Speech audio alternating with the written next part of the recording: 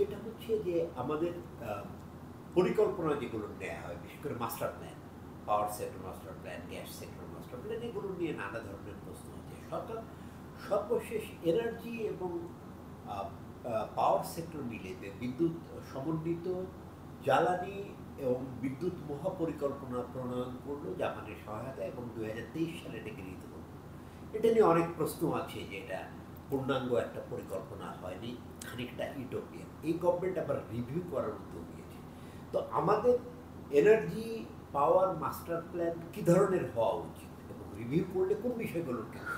এই clean energy transition বা just energy transition, এটার অর্থটা আমাদের পার্সপেক্টিভে শুধুমাত্র এমিশন ফ্রি হলেই হবে না, করাপশন ফ্রিও হতে হবে।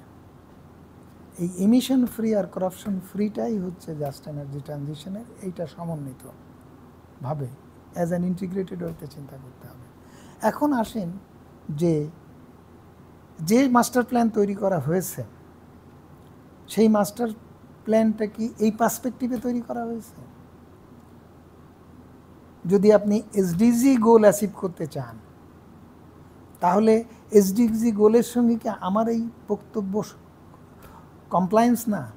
তাহলে এসডিজি গোলের সঙ্গে যদি আমাদের মাস্টার প্ল্যান যদি কমপ্লায়েন্স হতে হয়, তাহলে আমার এই বক্তব্যের রিফ্লেকশন হতে হবে যে করাপশন ফ্রি এবং এমিশন ফ্রি, এই দুটো ব্যাপার নিশ্চয়তা দিতে নিশ্চিত হতে হবে হচ্ছে আপনার সমন্বিত মাস্টার প্ল্যানিং, যেটা আগে সরকারের এইটা কোনো দর্শন ছিল না, এটা কোনো বুথ ছিল না, এই জায়গা থেকে সে কাজটা করেনি। তারপরের প্রশ্ন আসেন যে এবার আমি এই দর্শনের ভিত্তিতে তৈরি করলাম, তৈরি করার পর আমার বিনিয়োগটা কীভাবে হবে, বিনিয়োগ পলিসিটা কীভাবে হবে, এবং বিনিয়োগ পলিসির জায়গা থেকে আমি পুরা সিস্টেমটার ওনারশিপটা আমি কীভাবে দেখব।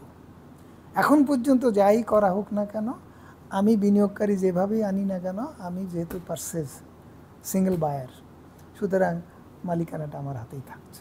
কিন্তু সিঙ্গেল বায়ারের কনসেপ্টটা ভোক্তা পার্সপেক্টিভে, ভোক্তার স্বার্থ এবং অধিকার সংরক্ষণের প্রশ্নে দেখা যাচ্ছে যে আপনি আসলে বিনিয়োগকারীর ইন্টারেস্ট দেখছেন সিঙ্গেল বায়ারের জায়গা থেকে।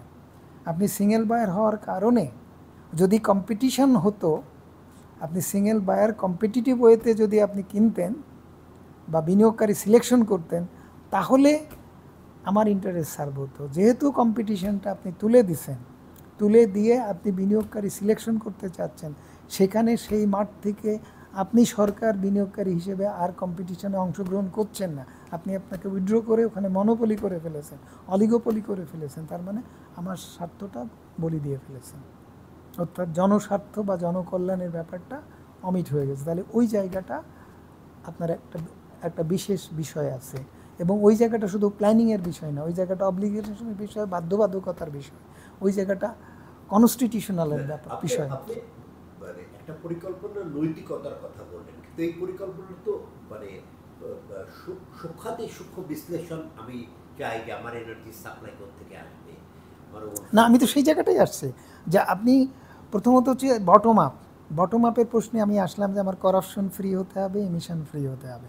তো করাপশন ফ্রির ব্যাপারটি তো আমার হাতে, এটা ইন্টারনাল ব্যাপার, আর এটা হচ্ছে এক্সটার্নাল ব্যাপার যে এমিশন ফ্রি। আমি তো প্রাইমারি জ্বালানির উপরে আমার নির্ভর করতে হবে, আমার ওন রিসোর্সের কনস্ট্যান্ট লিমিটেশন আছে, তাতে করে আমি চাইলেই শতভাগ এমিশন ফ্রি বা কার্বন ফ্রি করতে পারবো না, একটা জায়গায় পৌঁছাতে হবে। সেই জায়গায় পৌঁছাতে হলে আমার কস্ট কম্প্রোমাইজ, এইসব ব্যাপারগুলো আছে। তো এই জায়গাগুলোকে আমার বক্তব্য হচ্ছে that is the bottom up plan. যে আপনি বটম আপ প্ল্যানটা যদি করতে চান, তাহলে দেখা যাবে যে আপনি যে গ্রিড এক্সপানশন করেছেন, আপনি যে শতভাগ কনজিউমারকে আপনি কানেক্টেড করেছেন গ্রিডের সঙ্গে, এই সবগুলো পরিবর্তন হয়ে যাবে। এখন দেখা যাবে যে আপনি বটম আপ প্ল্যান করলে আপনি আইসোলেটেড গ্রিড থেকেও আপনি বিদ্যুৎ বা জ্বালানি সরবরাহ বা জ্বালানি নিরাপত্তা নিশ্চিত করছেন।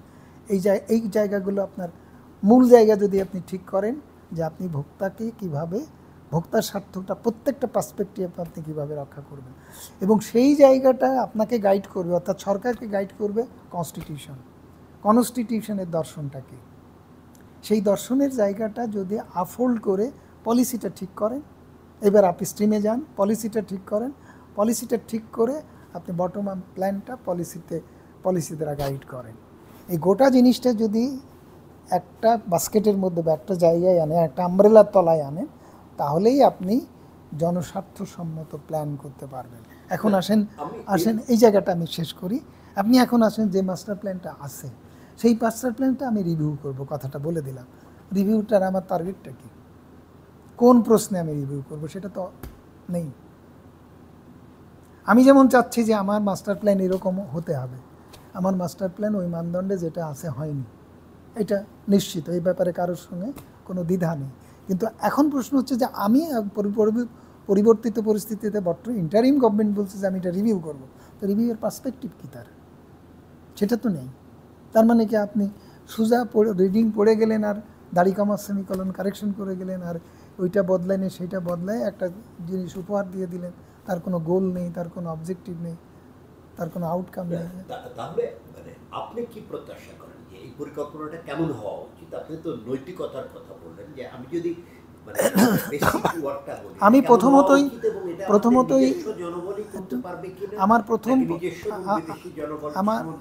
আমার প্রথম প্রশ্নটাই একেবারে হোল থ্রু এই যে 10 মাসের আপনি ট্রানজিশনের কথা জিজ্ঞেস করেছেন, সেই 10 মাসের উপলব্ধি থেকে আমি ফাইনাল কনক্লুশনে পৌঁছেছি যে সরকারের বিদ্যুৎ এবং জ্বালানি বিভাগ অর্থাৎ মন্ত্রণালয়ের যে কাঠামো, তাদের যে ক্যাপাবিলিটি, তাদের পক্ষে এগুলো অ্যাড্রেস করার সক্ষমতা নেই এবং তাদের পক্ষে এটা করা সম্ভব নয়, এবং তারা কোনো কিছু পড়ার ক্ষমতাও রাখে না, বুঝার ক্ষমতা দূরের কথা। এই বুঝটা যদি আমার এই বুঝটাকে যদি আমি যদি সঠিক বুঝে থাকি, তাহলে আমার পরের কথাটা হচ্ছে আপনি বিআরসিতে পাঠান। বিআরসিকে বলেন যে যারা স্টেক হোল্ডার, যারা বিদ্যুৎ কিনবে, যারা জ্বালানি কিনবে, তাদেরকে বলেন যে এইগুলো কীভাবে পরিবর্তন করতে হবে, যেটা প্রধান উপদেষ্টা বলছেন যে আমরা সুযোগ তৈরি করেছি, আপনারা আপনাদের কাজগুলো করে নেন। আমরা আমাদের জ্বালানি কেমন হবে, আমরা কত ভাগ এলএনজি কিনবো, কত ভাগ আমরা দেশীয় গ্যাস উৎপাদন করবো, কত ভাগ ফার্নেস ওয়েলতে তৈরি করবো, অমুক তৈরি করবো, তমুক তৈরি করবো, আমার কোন শ্রেণীর গ্রাহককে প্রায়োরিটি দেবো, লোডশেডিং করলে কাকে কী দেবো, সমস্ত কিছু তারা তৈরি করে দিক। কারণ তার সুবিধা অসুবিধার দায়ভার ভোক্তাদের মধ্যে তারা সমভাবে বন্টন করে নিক, অর্থাৎ তারা তাদের জন্য জ্বালানি জাস্টিস তারা তাদের মতো করে এনশিওর করুক, তাদের অধিকার সেখানেই তারা নিশ্চিত করুক। আপনি ফ্যাসিলিটেট থাকেন, আপনার ডিসিশন নেওয়ার দরকার নেই। ধন্যবাদ ডক্টর শামসুল আলম,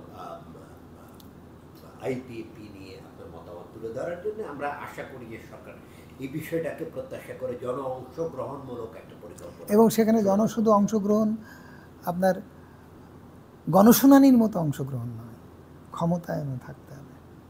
ধন্যবাদ।